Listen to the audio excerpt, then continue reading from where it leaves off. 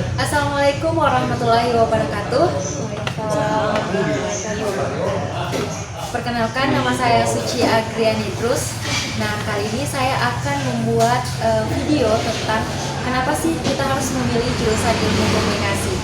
Nah, sekarang saya bersama Kak Ama dan juga Kak Hato yang sama-sama memilih jurusan ilmu komunikasi di Universitas Islam Makassar.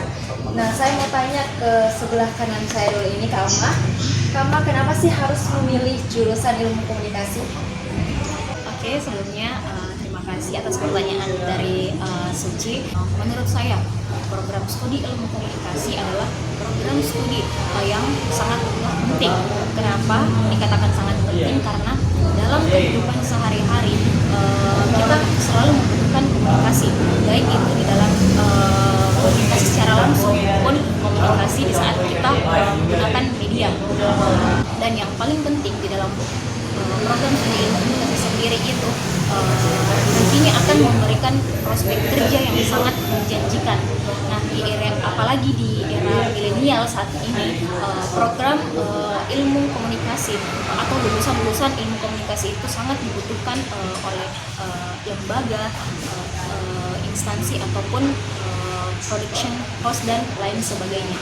Nah, itu tadi alasan dari Kak Amal memilih jurusan ilmu komunikasi. Nah, kita ke sebelahnya lagi, Kak Fato. Bagaimana dengan Kak Fato? Jadi sedari dulu, dari SMP sampai SMA, saya kan senang sekali berorganisasi dan saya sangat tertarik yang namanya berbicara di depan umum. Kalau sekarang istilahnya public speaking. Nah, waktu itu saya setelah tamat SMA, saya search di internet, ternyata jurusan yang berhubungan dengan komunikasi, berbicara itu ilmu komunikasi, dan ternyata ilmu komunikasi di Universitas Makassar itu sendiri itu fakultas sospol. Nah, ini menambah juga ketertarikan saya masuk di jurusan ilmu komunikasi, dan yang terpenting adalah saya orangnya tidak suka dengan matematika karena kemampuan saya bukan di matematika, makanya saya memilih jurusan ilmu komunikasi Yang tidak ada matematikanya. tidak ada matematikanya. Oke, itulah tadi alasan kenapa Kak Ama dan juga Kak Fato memilih jurusan ilmu komunikasi. Nah, Kak Ama dan Kak Fato ini kan berasal dari Kota Maros dan sama-sama memilih jurusan ilmu komunikasi di Universitas Islam Makassar.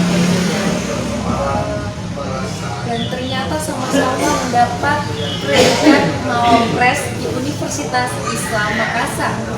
Nah, saya ingin bertanya dulu dari Kak Fato dulu. Nah, Kak Fato, selama mendapat predikat menjadi Mawapres, apa saja sih kegiatan kakak di kampus?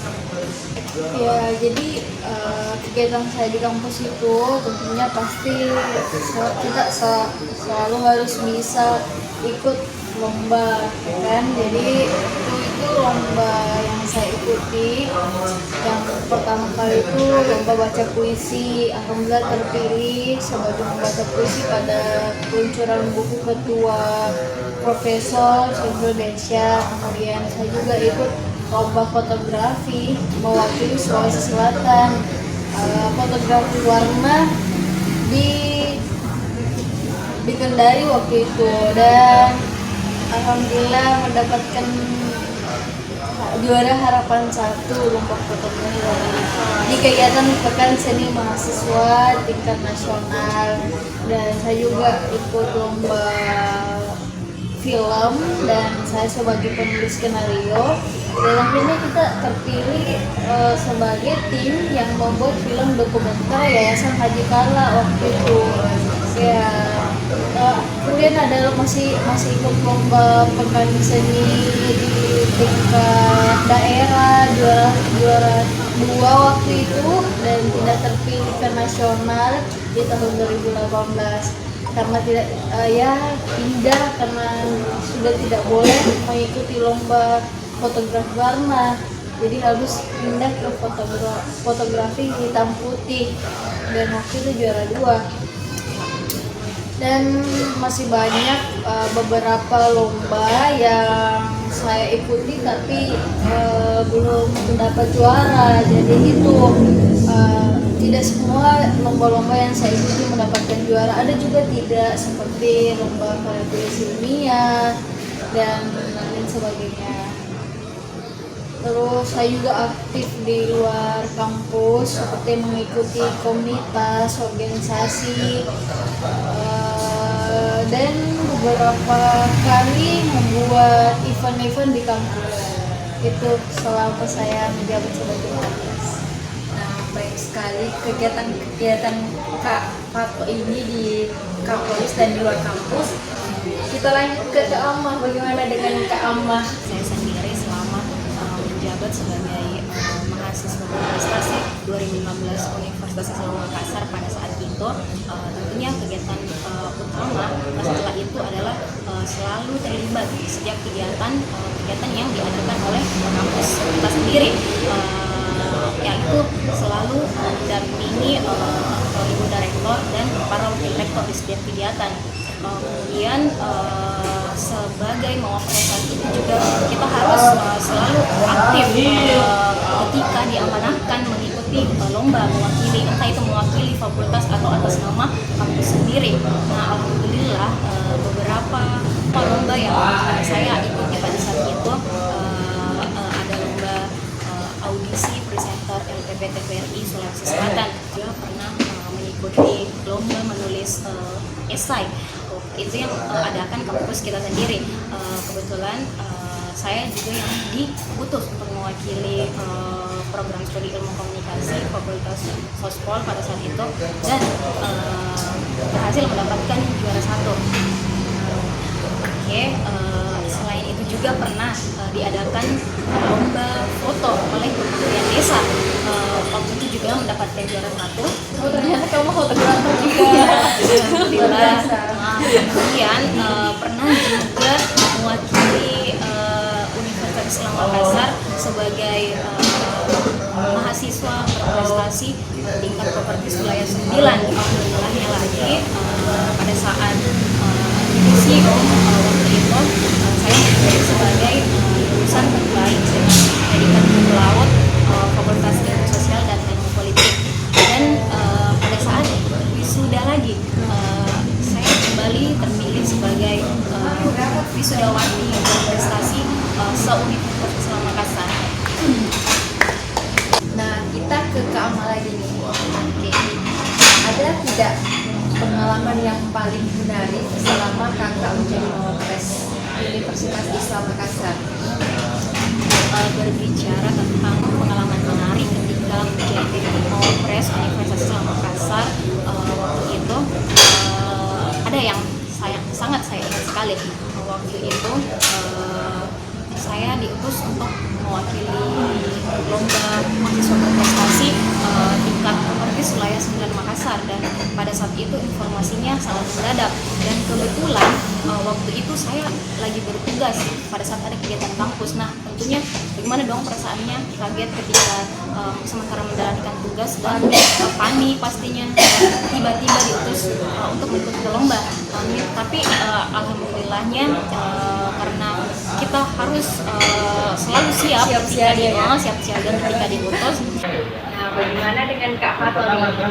Ya, kalau saya pengalaman yang menarik itu ketika dipanggil sebagai pembicara, tapi bukan karena kegiatan kampus dan berlatar belakang mau organisasi, bukan, tapi biasanya kan komisi itu dimunculkan saya sebagai Mawapres UIM. Itu banyak sekali yang tanya-tanya bisa terpilih.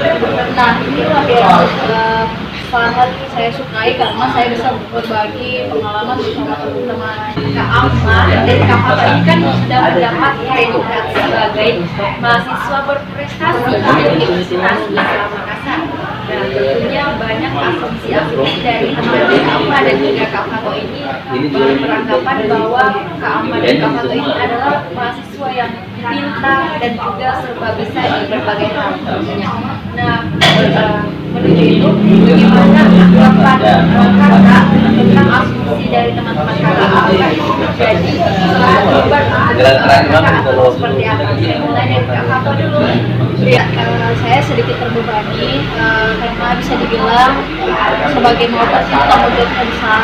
Apalagi teman-teman di Universitas Islam Makassar itu banyak sekali yang berprestasi, bukan cuma saya. Ini meningkatkan kembali prestasi dan karena kita sebagai mopers itu istilahnya adalah kita sebagai brand ambassador kampus. Nah, tentunya sebisa mungkin kita mempromosikan kampus kita di luar dengan cara membuat kegiatan, gabung di komunitas ataupun mengikuti lomba seperti itu. Jadi bagaimana dengan Kak Alma sendiri? Kalau saya sendiri kalau akan agak membebani ya pastinya karena kita mempunyai tanggung jawab yang baru. Tanggung jawab itu tidak sekedar kita dapatkan saja pada saat itu, tetapi setelah kita mendapatkannya ada yang harus kita pertahankan, ada yang harus kita jaga untuk kedepannya. Kak Alma dan Kak Fatih ini kan sudah mendapat predikat sebagai mopres di Universitas Islam Makassar. Nah, pertanyaan saya, apakah menjadi mopres itu harus terus belajar atau seperti apa Kak? Saya dari Kak Fatih dulu. Apa ya, kalau dibilang belajar ya harus, tapi sebisa mungkin kita seimbangkan antara soft skill dan hard skillnya. Jadi kita selain dari belajar di kampus, kita juga harus mengikuti organisasi atau komunitas karena itu adalah bagian proses sebelum kita melangkah ke dunia kerja atau membangun sebuah usaha, dan itu sangat diperlukan. Kemudian dengan berkegiatan di luar itu relasi kita bisa bangun. Nah, ini adalah modal utama ketika kita selesai atau lulus di bangku perkuliahan. Bagaimana dengan Kak Alma? Oke, kalau dari saya sendiri kalau dibilang harus belajar terus, ya tentunya kita harus tetap belajar, apalagi mempelajari ilmu pengetahuan yang baru. Tetapi bukan berarti sebelum kerja itu kita harus belajar terus. Ada waktunya kita harus belajar, dimana kita harus istirahat, dan yang paling penting kita harus bisa memanajemen waktu dengan baik. Itu mungkin kalau Terus bagaimana cara kakak membagi waktu? Nah, saya dengar Kak Alma ini akan mendapat IPK yang hampir dibilang sempurna 4,00. Jadi saya ingin bertanya ke Kak Alma dulu, bagaimana sih kakak bisa membagi waktunya selama menjadi mawapres itu sendiri? Seperti yang saya katakan tadi, kita harus pintar membagi waktu kapan kita harus belajar, kapan kita istirahat, dan kapan kita melakukan aktivitas sosial lainnya. Intinya adalah kita harus fokus. Nah, ketika misalnya kita fokus pada saat belajar, contohnya pada saat perkuliahan. Nah, sebelum dimulainya kuliah kan kita sudah tahu apa jadwal kuliah pada saat besok atau pada saat hari ini. Nah, kalau saya sendiri pengalaman selama kuliah dulu, saya sebelum kuliah dimulai saya sudah mencari tahu terlebih dahulu apa saja ternyata itu langsung apa saja materi-materi yang akan dipelajarkan. Biasanya itu saya menjelaskan sebelum pertemuan selanjutnya diberikan penjelasan, nah kita akan pelajari ini. Jadi sebelum dosen yang menjelaskan, saya pelajari memang sebelumnya, entah itu dari buku atau dari sumber-sumber lainnya. Jadi pada saat dosen menjelaskan kan setidaknya kita sudah mengerti apa yang dijelaskan oleh dosen. Gitu. Dan kemudian selain itu, sebelum kuliah pun saya tetap mereview luar biasa ini Kak. hasil dari sangat rajin guys. hasil dari apa yang disampaikan dosen pada saat itu. Jadi tidak sekedar pada saat itu saja materi diterima, tetapi setelah itu walaupun tidak sempat pada saat di kampus, di rumah tidak bisa mereview-nya kembali. Kita kembali ke Kak Fatma lagi nih. Kak, saya dengar Kak Fatma ini memiliki banyak kegiatan sosial tentunya, dan juga mendapat mereka yang tinggi juga, tinggi. Dan yang tidak kalah penting, Kak Fato ini punya bisnis yang sangat terkenal di Maros, yaitu Lontaran dan juga sablon. Langsung saja Kak Fato, jadi gimana nih Kak tips-tipsnya untuk membagi waktu? Ya. Jadi kalau saya itu pertama saya harus punya buku agenda dulu, kemudian beberapa planning saya catat di situ. Jadi kita tuh harus punya planning dari jangka pendek, jangka panjang. Jadi semua planning saya simpan di buku, note. Nah di situ saya pilih bagi dua kategori yang mana sih yang prioritas gitu. Nah setelah itu saya juga pindahkan ke note di handphone. Nah di situ lebih detailnya harus berangkat kapan, apa yang harus disiapkan. Intinya lebih ke bagaimana cara lebih pokoknya. Jadi Kak Fato ini lebih disiplin ya? Ya saya disiplin dalam disiplin dalam mengajar atau menyelesaikan planning yang sudah dibuat. Dari tadi kan gini ya, kita berdua tadi yang ditanya sama Suci, bagaimana kalau tanya Suci? Oh iya, saya setuju Pak. Jadi pertanyaan buat Suci, Mas Suci kan sekarang kuliah. Bagaimana sekarang kegiatannya Suci di perkuliahan dan apa kegiatan-kegiatan Suci? Kegiatan saya sekarang ini selain yang pertama adalah kuliah, yang kedua itu saya gabung di komunitas Fem Modeling School. Nah di sana kita diajarkan bagaimana cara attitude dalam model, juga kita diajarkan bagaimana cara berfashion. Kedua, saya baru-baru ini juga gabung di komunitas Ikanara, Ikatan Duta Anti Narkotika. Dan di sana saya juga mendapat predikat runner up 2. Dan yang ketiga saya masuk juga di salah satu komunitas di Makassar, yaitu Rumah Berbagi Asah. Dan yang terakhir bahwa ini saya juga gabung di komunitas hijabers yang ada di Makassar yang bernama Quesha Model Hijab. Oh sama Kama ya kalau nggak salah. Iya Kak, sama Jadi senior Kama. Saya dengar di kampus itu Kama ada pemilihan duta kampus ya. Bagaimana itu? Apakah duta kampus itu pengganti dari mahasiswa berprestasi atau gimana? Dia tersendiri. Jadi duta kampus itu tersendiri dan baru setahun yang lalu itu diadakan, dan sekarang adalah pemilihan kedua Kak. Oh kamu ikut? Ya kebetulan saya juga lulus audisi di fakultas dan saya terpilih menjadi perwakilan dari fakultas Sospol. Sudah terpilih? Ya sudah terpilih. Bisa antara Ngopres dan juga Putri Hijab. Beda ya. Kebetulan juga duta kampus ini sudah dilaksanakan setahun yang lalu, dan ini adalah pemilihan kedua. Oke, kalau begitu semangat ya buat Suci yang mewakili Sospol untuk mengikuti lomba duta kampus. Kegiatannya apa sih? Setelah menjadi alumni dari Universitas Islam Makassar. Saat ini saya telah bekerja di rumah sakit Perjuangan Kabupaten Maros sebagai salah satu staff. Dan selain itu saya bekerja, saya juga tengah aktif mengurus komunitas yang saya dirikan. Di komunitas kita berdiri itu adalah komunitas nikah 9 bulan. Apa juga bisa karena Ya ternyata yang paling dekat komunitas kita peduli. Itu adalah salah satu pencipta logo komunitas kita berdiri sama salah satu kakak di pengurus komunitas. Dan selain itu saya juga aktif di komunitas hijabers, yaitu Quesha Modeling.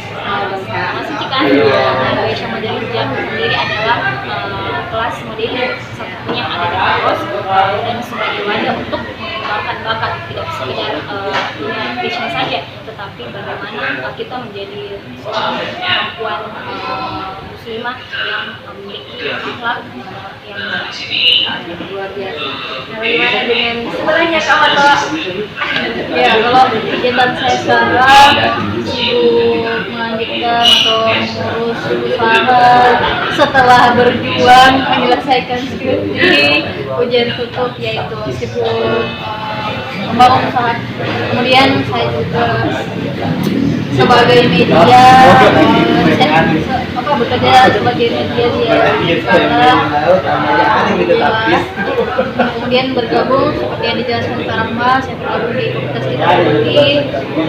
Saya juga sedang membuat proyek-proyek dalam event-event berhubungan dengan IT. Sekarang kegiatannya lebih ke situ. Oke, yang terakhir nih Kak, ada motivasi atau quotes untuk kita semua ini yang masih kuliah dan yang menonton juga bisa mulai dari Kak atau dulu.